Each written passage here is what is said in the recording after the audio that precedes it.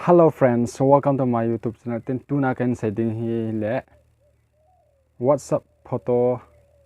high quality download ding dan kan sei de na. Yesun abula kona zo na gain hin vet pe divin velen kan team ve. Okay, kipa masang kamin chula bonga hin ka kipa ka video ho abula kona ni hin vet pe je un kipa thu kan se na. Ten kachana la tha ni la lung se ten nin subscribe pen lang ni hin like pe ding kan thum ki ne. Cái direct pan pai tao tin sai ga sei nom khat umin WhatsApp ma hi photo ham sena hi le kichi ji lo hena download ting le kichi ji lo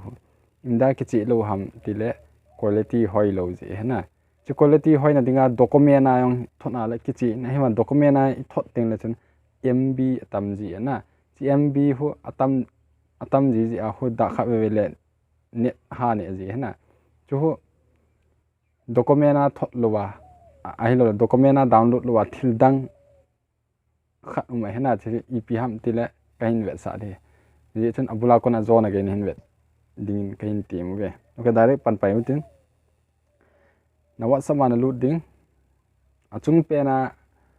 3 dot na hona loot kit ding chai screen na kapin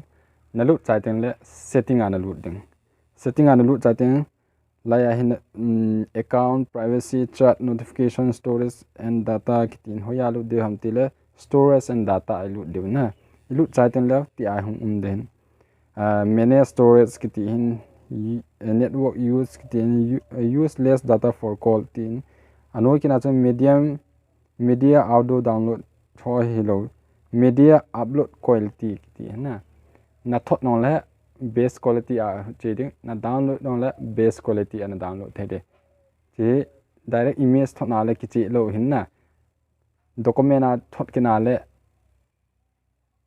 download ha kin na hi je chen base hi bola le base hin na thot no kichi ding na download no kichi de je chen ep bol di ham tile no ya hi che diu i click cha chen tia he photo upload quality base quality photos are largest and can take longer to send kiti chai pp mam ta auto recommended kiti hin best quality data saver kiti noi pen me le na net ani hlom ding photo kichi lo ding na achung pen hi kina le auto recommended ti hi ama hon data na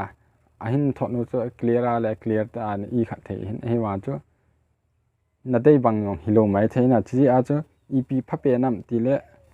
base quality hi phape base quality na me ding na me chaten okay na me ale na lim sen na download ho kichi de chu ka he sa he